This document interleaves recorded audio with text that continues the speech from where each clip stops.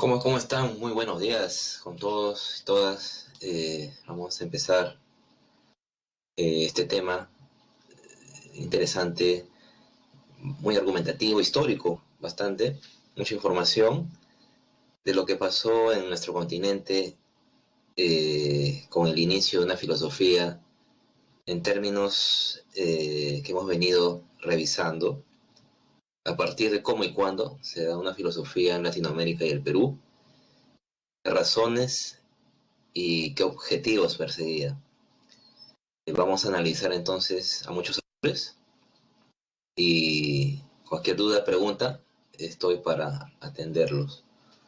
¿Está bien? Vamos a empezar.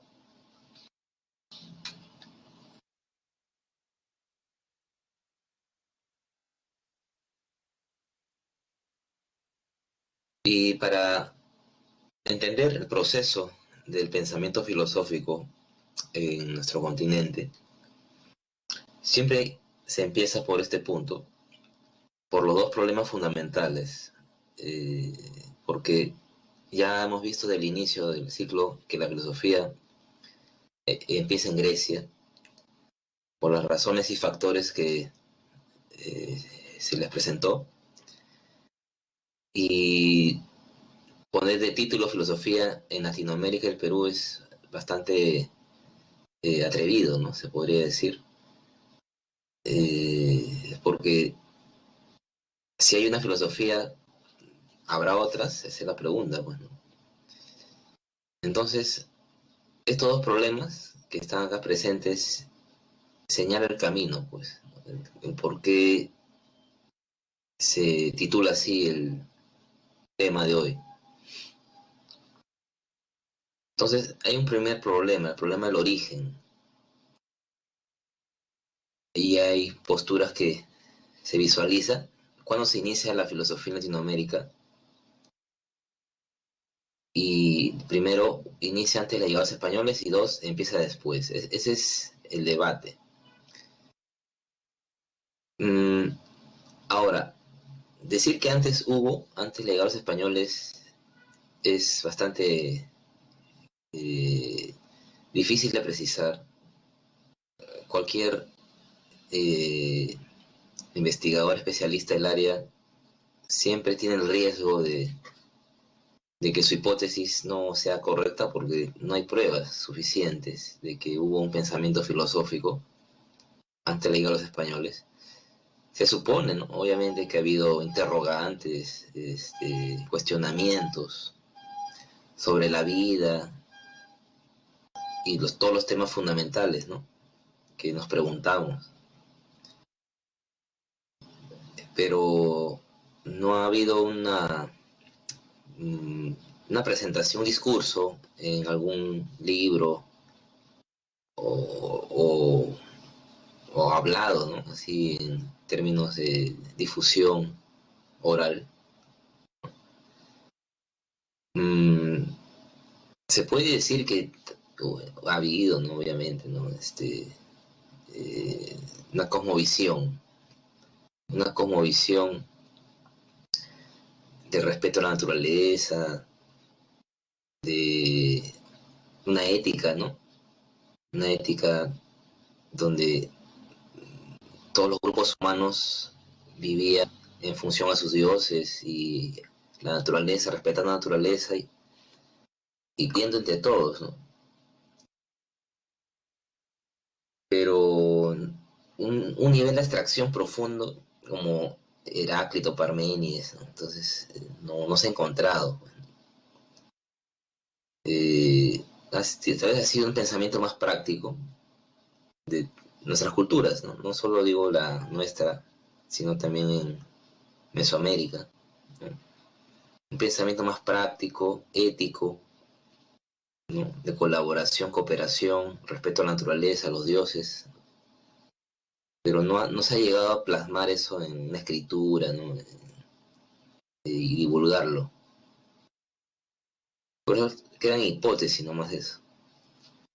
Y dos, empieza después de la llegada española, es la más precisa. Aparte, va a ser sustentada por Augusto Salazar Bondi, del cual hablaremos un poco hoy, que manifiesta que con la llegada de los españoles se impuso la filosofía tal cual la hemos venido estudiando del inicio, ¿no? a la mentalidad tanto de los grupos de Mesoamérica como la nuestra, incaica. O sea, se impuso a la fuerza una mentalidad, tanto en la religión como en el pensamiento.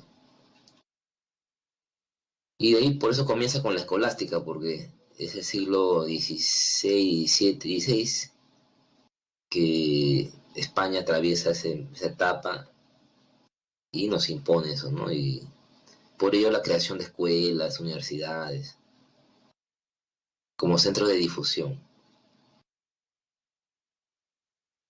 Y el segundo problema de la autenticidad, ¿existe una filosofía propia? Sí y no. Bueno, también el debate sigue abierto. Mm, algunos ya mencionan que a medias, ¿no? Un empate, porque en tanto no es auténtica porque tomamos conceptos producto de los filósofos que hemos justo estudiado, ¿no? Hegel, Marx, ¿no? Y otros.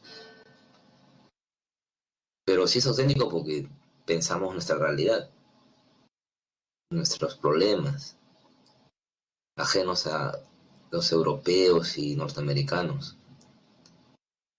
Entonces, muchos buscan un camino intermedio de solución a estas preguntas. Bien, sigamos.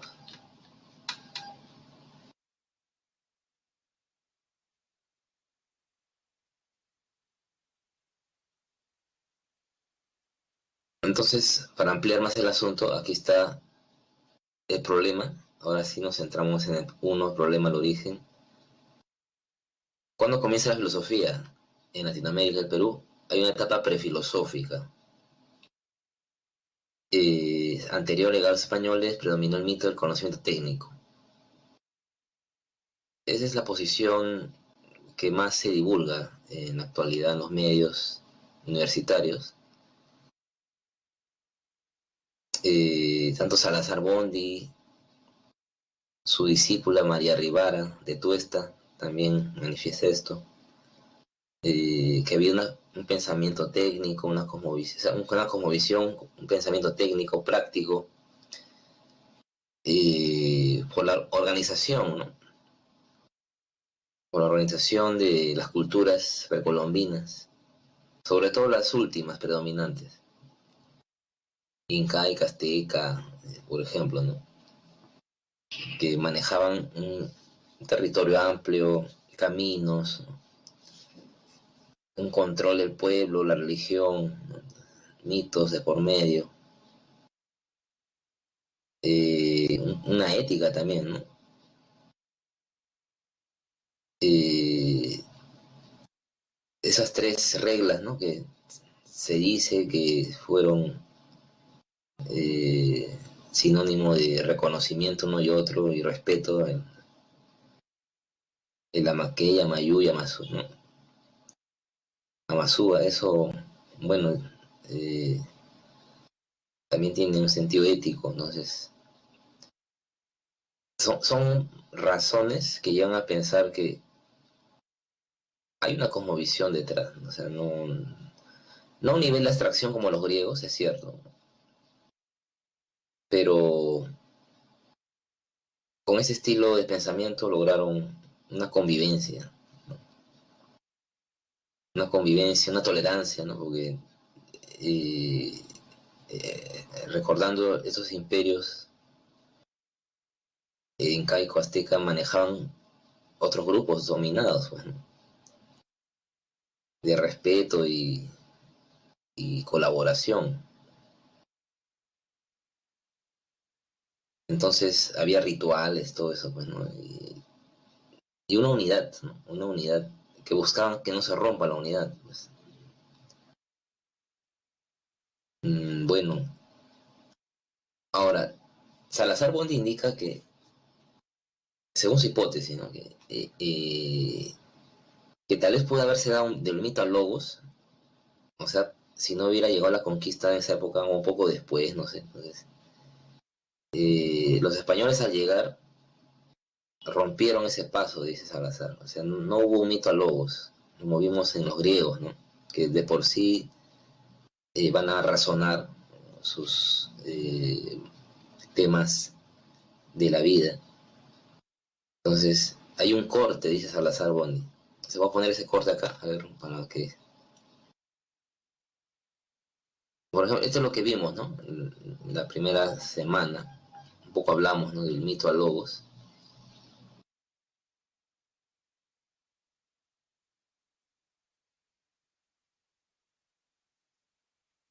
Eso es lo que comúnmente se habla, pues, ¿no? Entonces, el Logos es razón, pensamiento, el mito es la imaginación, bueno. Entonces, quiere Salazar que no hubo esto, hubo un quiebre en nuestro mundo precolombino, a la llegada de los españoles, o sea, no hubo ese paso, no ha habido. Lo que ha habido es una imposición, pues, ¿no? A la fuerza de, uno, la religión, ¿no? O sea, aceptar un Dios, y dos, un pensamiento ajeno. Bueno, estaba alimentada la religión de filosofía también, ¿no? La escolástica. Y de ahí ya, pues, ¿no? La historia devino en aceptar lo que se importaba de Europa para pensar nuestra realidad. Entonces, ese esquema siempre es muy presente en lo que aporta Salazar Bondi, que no hubo ese pase, o sea, hubo un corte, ¿no? Y ese conflicto fue traumático, bueno, dice, la historia también lo dice, ¿no? Y la etapa filosófica ahí está, ¿no? Un poco lo que, a colación lo que estoy diciendo, inicia con la llegada española y viene ese corte, no ha habido ese pase de mito a logos, sino una imposición de un logos extranjero, ¿no? Y se fundaron universidades en las que se cultivó y promovió la filosofía.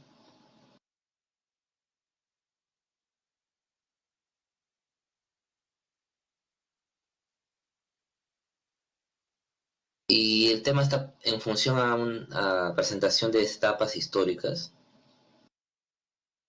este, en la razón de que, bueno, obviamente que son muchos siglos, ¿no? De historia.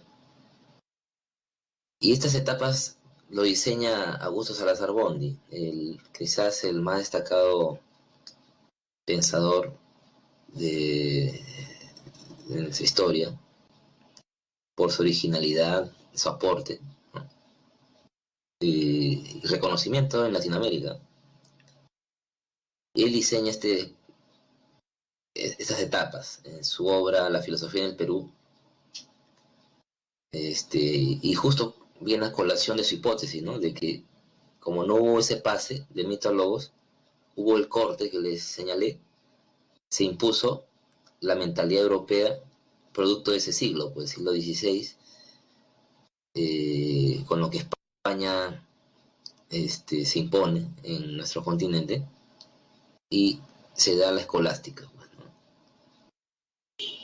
Y de ahí Salazar ya presente a modo histórico las etapas hasta siglo XX. Entonces, lo que se destaca son los problemas centrales de cada etapa. En ese tema, en ¿no? Posibles preguntas, ¿no? De exámenes, siempre vienen de argumento y reconocer la etapa, ¿no? Histórica. Y hay mucha historia por medio, ¿no? Hay mucha historia que involucra. Pero más que nada está centrada en suelo peruano, o sea, ¿no? Este tema. Porque Latinoamérica es amplia y muchos también son realidades distintas, pues. Lo común quizás se da hasta ilustración, más o menos. De ahí ya romanticismo en adelante cobran caminos distintos cada país, como se vuelven repúblicas. ya las realidades son distintas. Pero aquí todavía hay un patrón común en la escolástica e ilustración, los dos. Entonces, en la escolástica, ¿cuál es el problema central? Eh, bueno, hay todo, todo un proceso histórico, ¿no?, detrás, que ya ustedes tienen en cuenta o van a reforzar este ciclo, ¿no?, cuando lleguen a ese punto de la conquista, ¿no? Pero es ese proceso que llevó a un shock, a un trauma, de la conquista, como se dice también. Mm, porque el choque de culturas que hubo fue quizás más traumático para nuestros antepasados, porque jamás habían visto personas armadas, instrumentos como las carabelas, no sé, animales que no habían visto, caballos, no sé. Es como la invasión extraterrestre, pues, ¿no?, algo así. Me imagino la percepción. En un inicio pensaron que eran representación de sus dioses, pero era todo lo contrario, eran seres humanos normales. Y lo que representa, ¿no?, ese choque cultural de que lo filosófico es oralidad, ¿no? O sea, lo que decía Heráclito, ¿no?, Anaximandro, y otros. O sea, oralidad más escritura. Y esto me hace recordar lo que dice este, la historia, también las tradiciones, ¿no?, de que Atahualpa arrojó la Biblia, ¿no? O sea, el padre Valverde le dio la Biblia, lee este libro, ¿no? Entonces Atahualpa se lo acerca al oído y lo bota al suelo, ¿no? Entonces, ese hecho, si ha sido cierto, ¿no?, ahí se ve, pues, ¿no?, el nivel de percepción de la vida, ¿no? O sea, nuestro continente tomaba en cuenta más la oralidad todavía, lo que refleja las cosas, lo que refleja la naturaleza, ¿no?, lo que uno siente. Por eso se lo acerca al oído. En cambio, ya los españoles tenían un estilo de ver el pensamiento con la escritura, la interpretación, ¿no? Y es por eso que Atahualpa arroja la Biblia al suelo, ¿no? Entonces, y ya los españoles dieron la orden, ¿no?, de atacar. Si es así la historia, ¿no? Bueno, son historias que los españoles han narrado y a los cronistas han apuntado, ¿no? Entonces, se ve pues claramente. Hay unas tradiciones peruanas de Palma, ¿no?, donde a veces se dice que es verídico y a veces no. Entonces, que Atahualpa aprendió, ¿no?, a leer, escribir, a jugar ajedrez. Mm, o pues, tal vez una adecuación, quién sabe, ¿no?, a entender que el pensamiento es general, ¿no? O sea, no interesa la cultura. Nada, es una idea de que la vida y pensamiento de un continente y otro eran distintos, ¿no? O sea, nuestra como visión, como le dije al inicio, era más naturalista, más lo que más absoluta. Ahí está justo, como vimos semana pasada con Hegel. Eh, Era el continente latinoamericano dividido en sus grupos, o sea, sus organizaciones, era un todo colectivo, pues, ¿no? Es la premodernidad, ahí está, lo que hablamos en modernidad con Descartes, aún era premoderno, pues, o sea, era un colectivo, era un todo, o sea, todos pertenecían a un todo, no había la individualidad, yo pienso, no, no había eso, ahí está, en nuestro continente latinoamericano no había. todos pertenecían a un clan y se sentían felices todos, ¿no? Viviendo organizados así. Entonces, en cambio ya los españoles y el resto de Europa estaban en la época moderna, con las premisas cartesianas, ¿no? Y el yo pienso, yo quiero conocer la realidad, ¿no? Entonces, más individualista, ¿no? E imponen ese modelo de pensamiento a nuestro continente que todavía era premoderno, era más colectivo, más organizado, etcétera, ¿no? Y en ese choque traumático viene esta discusión, pues, ¿no? De la humanidad, del indígena y la guerra justa. Eh,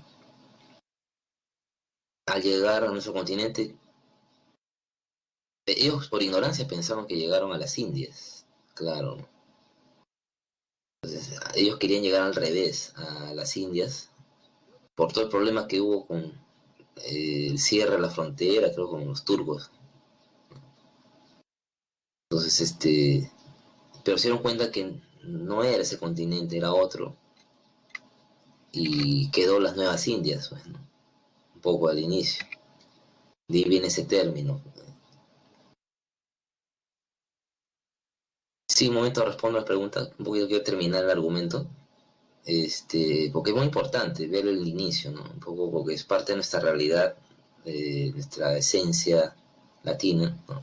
Todavía queda eso, ¿no? Dicen muchos, un trauma de la conquista, ¿no? De, de pensar que ellos como que, de una posición paternalista, ¿no? De que ellos nos conquistaron y nos sometieron algo a la fuerza, ¿no? Entonces, mmm, obviamente con una resignación en los conquistados al inicio, y los pocos focos de rebelión se fueron sofocados, y los españoles ya al implantarse ya había mucha gente ligada al humanismo, ¿no? Entonces, a la religión, iban a imponer en las universidades, colegios, esa mentalidad. Y justo como la pregunta de su compañera, ¿no? Va a haber, van a surgir estos dos señores, Ginés Sepúlveda y Bartolomé Las Casas, que a su manera van a tratar de justificar la conquista, o sea, y defender a la causa indígena por parte de Bartolomé, y Sepúlveda más bien es el que justifica la guerra justa. Pero ya se está dando un debate ahí, pues, ¿no? Que lo inician ellos, no, no los conquistados. Sepúlveda sí es bastante directo, bastante enfático en sostener que nuestra cultura es una barbarie, que viven como animales salvajes, adoran dioses, por lo tanto hay que someterlos a la conquista y, como se dice, a la fuerza, ¿no? Por la causa de Dios. Era un aristotélico Sepúlveda. Eh, Aristóteles tiene un argumento que ha quedado a la posteridad un poco interpretado de muchas maneras en la política, que dice Aristóteles, unos nacen para mandar, otros para obedecer. Dicen. Entonces Sepúlveda toma eso, entonces, y dice, ¿no? Entonces nosotros hemos conquistado, nacimos para mandar a ellos que perdieron, tienen que obedecer. Y Bartolomé Las Casas, sí, toma esa posición paternalista que dice su compañera, sí es cierto, o sea, Bartolomé Las Casas escribe sobre la destrucción de las Indias, como se llamaba al inicio, ese territorio, ¿no? Y quiere un poco salvar, ¿no? La causa indígena, no llegar al exterminio total, ¿no? Y por ello Bartolomé toma esa posición, como menciona su compañera, muy bien. Entonces, que no hay que matarlos, hay que respetarlos, no son salvajes, han hecho cultura. Lo único malo o erróneo es que han adorado muchos dioses. Es lo único malo. El camino es evangelizarlos. Que hay un Dios nomás, ¿no? Entonces, solo eso, evangelizarlos sin cometer exterminio. Y ese fue el debate en esos primeros décadas de la conquista. Pero las consecuencias y la avaricia, los reyes de España y todos, pues, llevaron a que la posición Sepúlveda toma más fuerza, ¿no? Y toda la historia, ¿no? Que ya sabemos, ¿no? Que las encomiendas, todo, ¿no?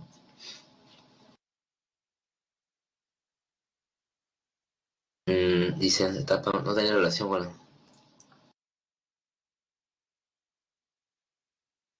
Mm, claro, obviamente que tiene...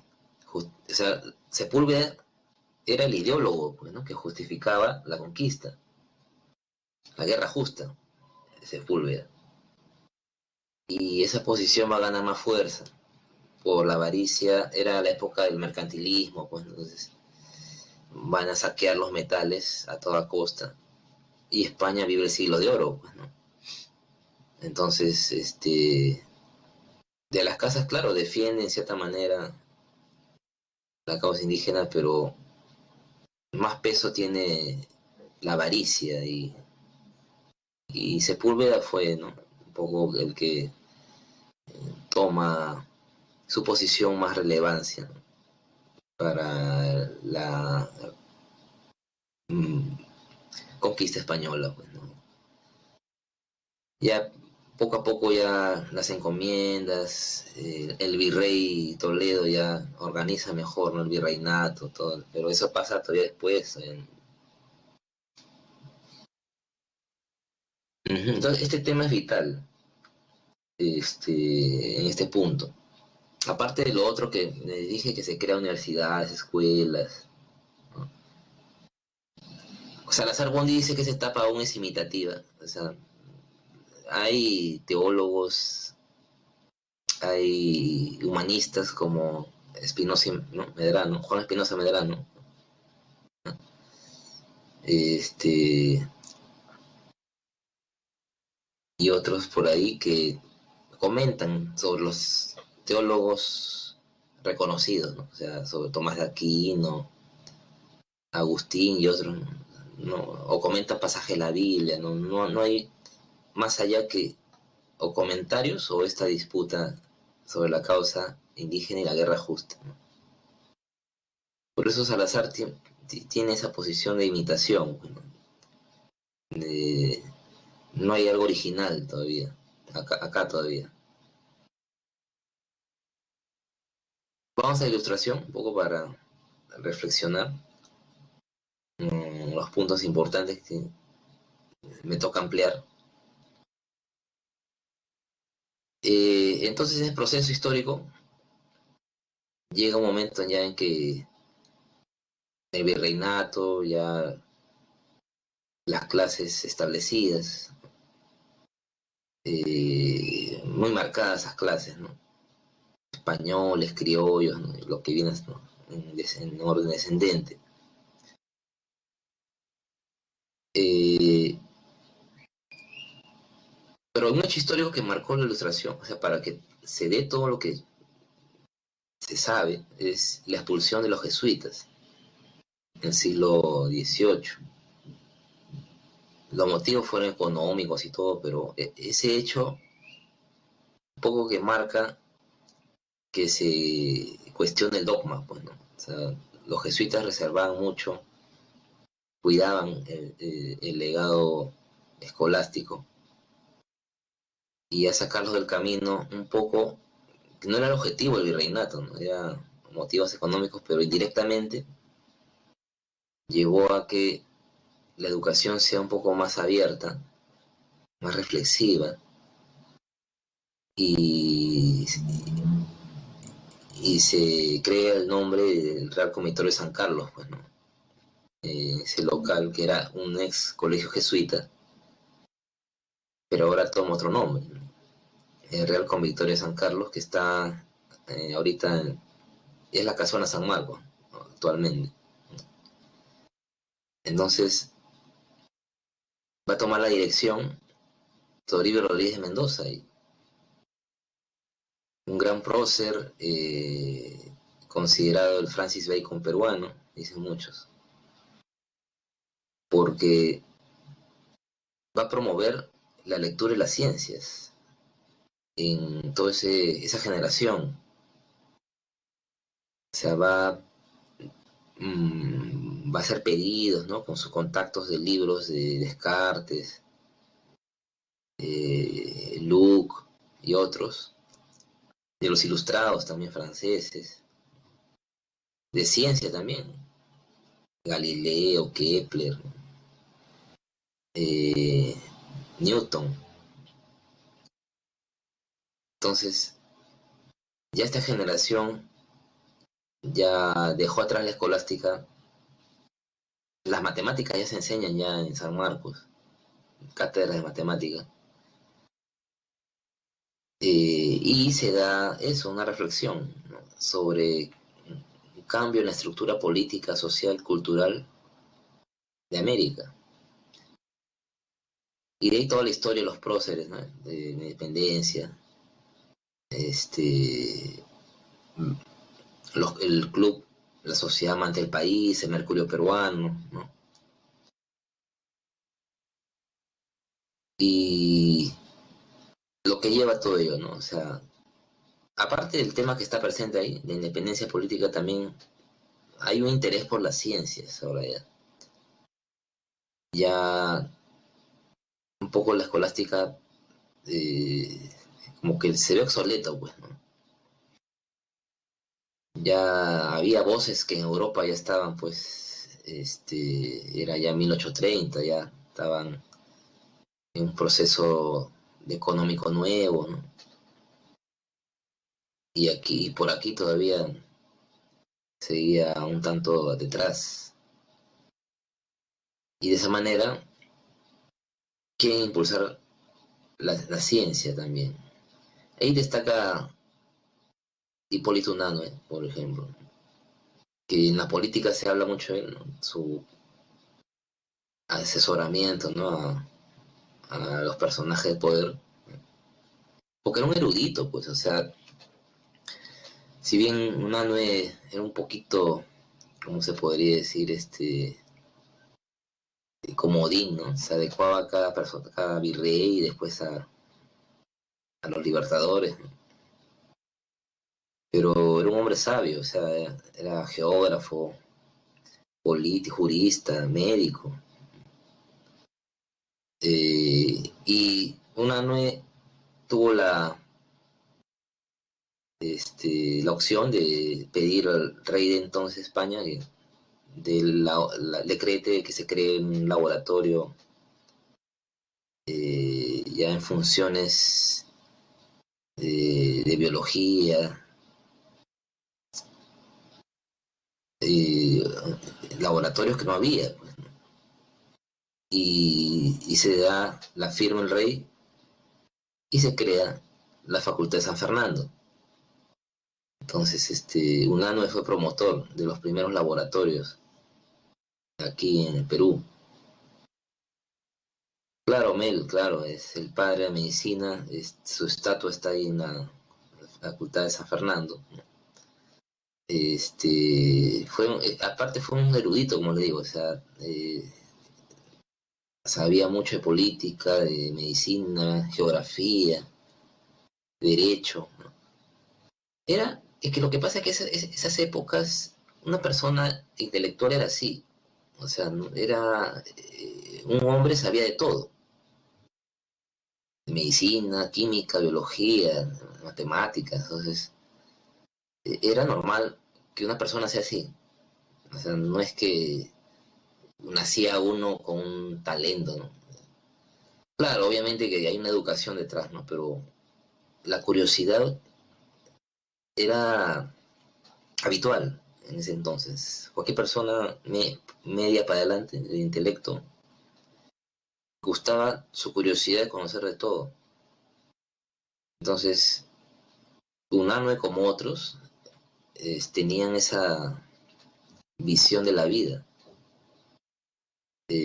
Ahora ya un poco no es así por razones de, de que el mundo de hoy se ha especializado, nos manda a especializarnos, ¿no?, en la educación. Entonces coge tu carrera y ya estudia eso, ¿no?, y trabaja, ¿no?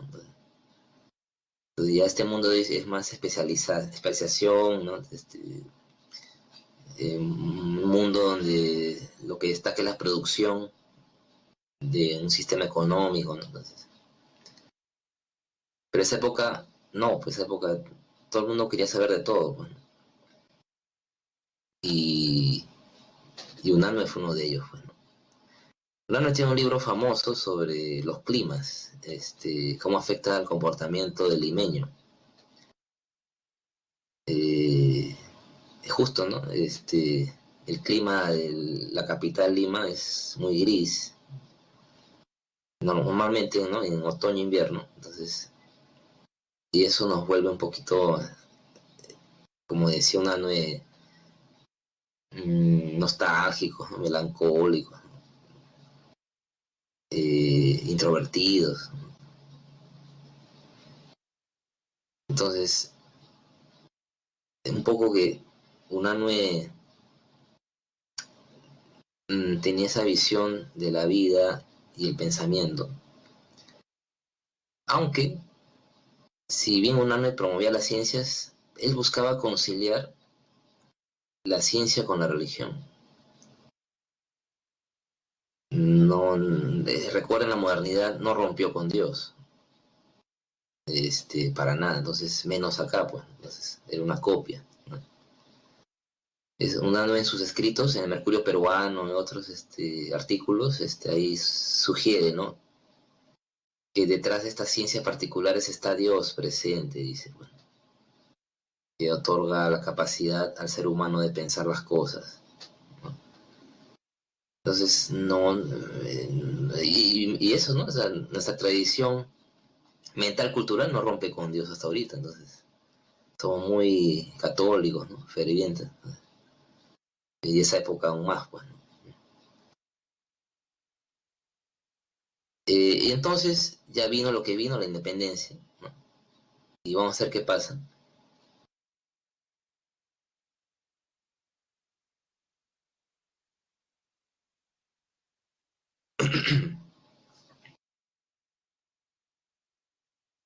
No se preocupen que tenemos una hora más, el sábado, a ver si ampliamos más puntos interesantes. Voy a buscar fragmentos de algunos de ellos, de González Prada, por ejemplo, y otros, ¿no? Vamos a ver romanticismo. Mm, Le están pasando años a Hegel, y Hegel estuvo en esa época del romanticismo. Pero el romanticismo en Europa es totalmente distinto a nuestra realidad latinoamericana. El romanticismo europeo pregonaba el espíritu libre, eso sí. Tal vez en eso Salazar le puso el nombre porque ya hay una identidad, ¿no? Ya hay una idea de libertad. Claro, o sea, se logró el todo, la sociedad donde unos se reconocen y otros, en teoría, ¿no? Entonces, un poco el nombre viene por la herencia hegeliana, de que Hegel, en su obra, La filosofía del derecho, menciona que se logró el espíritu desenvolver en términos de libertad y reconocimiento de unos y otros en la sociedad, el Estado, con una constitución producto de la razón, ¿no? Obviamente que hay influencia bastante que marcó eso a los próceres y libertadores. Eran muy leídos, instruidos, los libertadores y todo. Entonces, llevaron a la práctica un poco esas afirmaciones eh, que venía de Hegel y otros. Entonces, llegó a las independencias de cada país, y justo nuestro país, ¿no? En teoría es el bicentenario, ¿no? Este año. Y supuestamente, como la frase San Martín dice, ¿no? Voluntad general, ahí está un poco de romanticismo, ¿no? El todo, el absoluto. Por voluntad general, ¿no? Tenemos la independencia, ¿no? Eso en teoría, porque en realidad todavía el Perú y hasta la fecha tiene un poquito que tiene sus reticencias, su desconfianza, ¿no? Al otro, ¿no? Este, entonces, se logró, bueno, en cierta medida ya la independencia, aunque todavía lleva años, ¿no? Todavía viene la batalla de Acucho, luego de ahí, eh, cuando ya, cuando se termina con la rendición de España total en Fortaleza Real Felipe, pues, todavía 1826, ¿no? Pero ya pues ya estaba ya en muere, pues, ¿no? La influencia española. Los otros continentes quizás ya tenían una independencia más clara, ¿no? Los otros países, perdón, los otros países. Nuestro país fue el corazón del virreinato, pues por eso tardó en, en salir de la corona. Y entonces, esa preocupación por el destino, por sentirnos una sociedad, una nación, un país, ¿no? Libre, con sus problemas y todo, obviamente,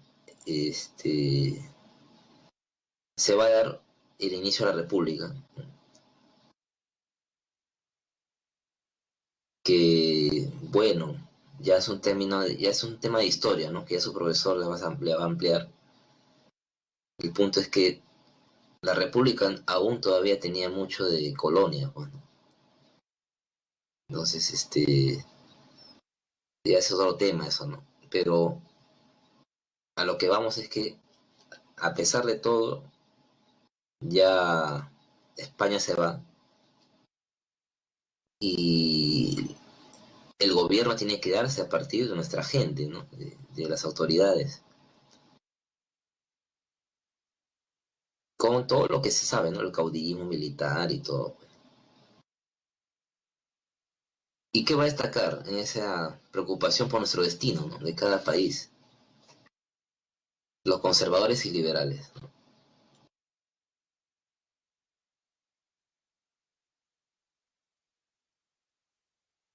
Esto se dio en todos los países, ¿ah? Que estaban ya independizados, en Chile, Colombia, Argentina, Perú, por ejemplo. Eh, Decir conservador es una palabra bastante evidente, ¿no? O sea, el conservador es el que quiere mantener la sociedad tal cual, el status quo, con sus parámetros, sus normas, su religión, sobre todo la religión, creo que es el motivo de los conservadores, o sea, la religión no debe tocarse, ya que Dios mantiene el orden, dice, ¿no? Entonces, no sé, la religión ni tocar, o sea, y los conservadores acá en el Perú más, lo tienen presente, ¿no? Se acusaba a los liberales de ser un poco mmm, críticos a la religión, porque, como les decía, ¿no? Aún todavía hay rezagos de la colonia, y la colonia tenía como cúspide a Dios, y sus clases sociales en orden descendente, ¿no? Y los conservadores todavía eran criollos, pues, entonces, que tenían esa influencia marcada. Entonces, la religión intacta que colabora con la política para mantener el orden social. Entonces, como Dios está omnisciente, bueno, en su lugar, ¿no? Como se dice, el que debe gobernar la patria debe ser un Dios mortal, bueno, y ese Dios mortal debe tener carácter, liderazgo y mantener el orden a toda costa, ya que tiene un alma privilegiada, ¿no? Un alma la cual le permite resistir todos los problemas y buscar soluciones, siempre y cuando se mantenga el orden, ¿no? Eso sí, no haya revueltas, revoluciones.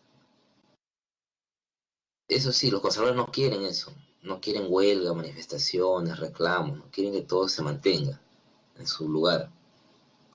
Ahí va a destacar el padre Bartolomé Herrera, pues. Bartolomé Herrera va a destacar como defensor de... Era un padre, pues, ¿no? Un sacerdote, entonces, ¿qué más va a ocuparse que justificar que la religión esté detrás del poder y mantenga el orden, mantenga el orden, ¿no? Eh, entonces los caudillos militares, todos los que conocemos, los primeros gobernantes de la República, mantienen eso, pues, firme, ¿no? La idea del orden a la fuerza. Los liberales eran los malos de la película, se podría decir. Aunque los liberales justificaron, no, nosotros no atacamos la religión, para nada. Nosotros somos creyentes, decían, solamente queremos una república más inclusiva, una república de soberanía popular, una república donde todos somos iguales ante la ley, oportunidad para todos, ¿no? Entonces, es como decir, hay dos bandos que están en perpetua lucha en ese entonces, ¿no? Ideología, lucha ideológica es esto, lucha ideológica. Pero un paso adelante están los conservadores, ¿no? Entonces, los liberales tuvieron sus ideólogos, los hermanos Gálvez, Francisco P. Paula González, Benito Lazo. Y en, en conclusión, los conservadores ganan terreno en todas las áreas. Hasta la fecha, creo, ¿no? Son muy conservadores, ¿no? Entonces, la política es muy conservadora. Los partidos que muchas veces entran a a la segunda vuelta son conservadores. Entonces, por un poco, bueno, la tradición que tenemos, ¿no? Tradición. Los liberales se le ve con miedo siempre, por parte de la población.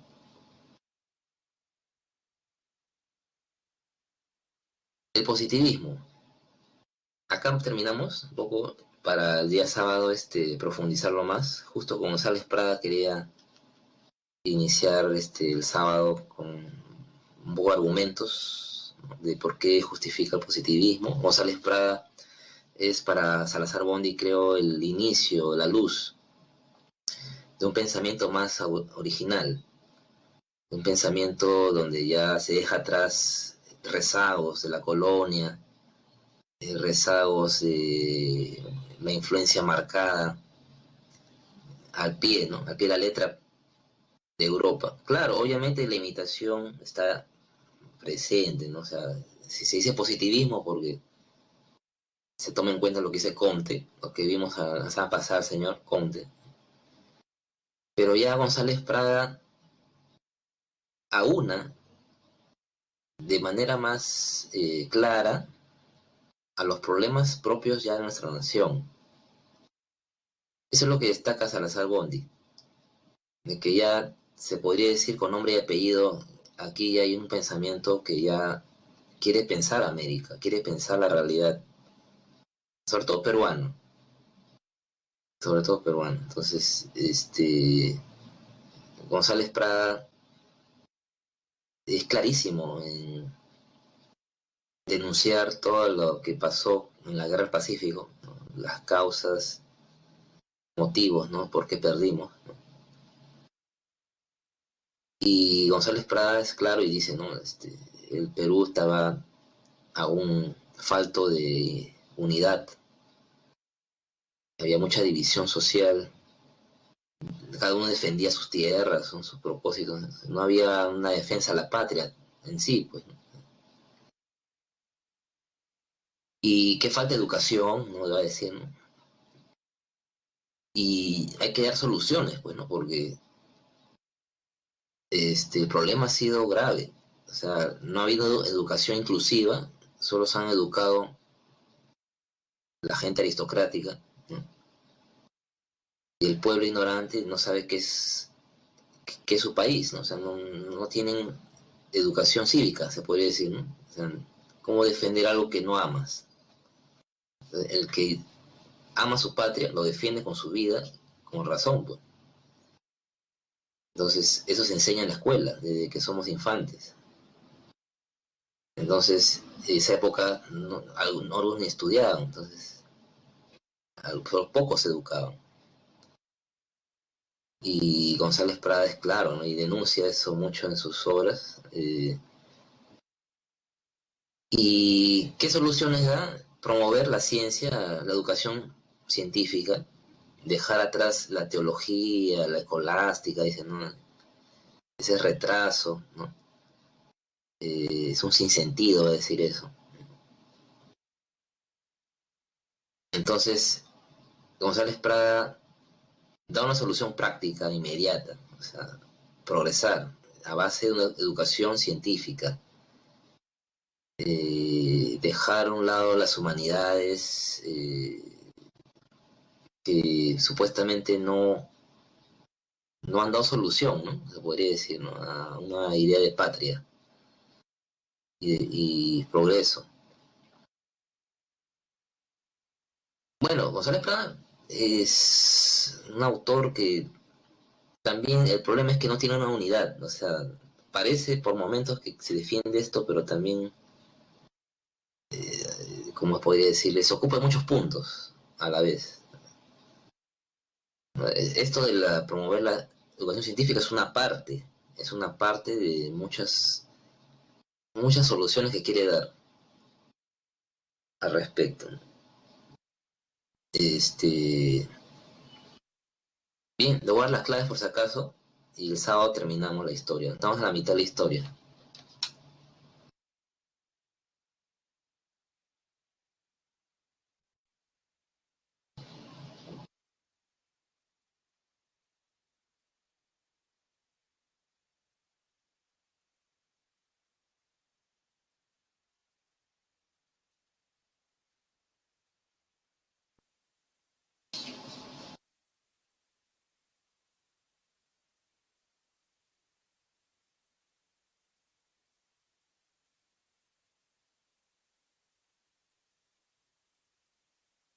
Copien las claves, por favor. El día sábado continuamos la historia interesante y reflexiva de nuestros grandes pensadores. Justo el sábado vamos a hacer ya a la gente que ya piensa ya cosas más cercanas a nuestra realidad contemporánea.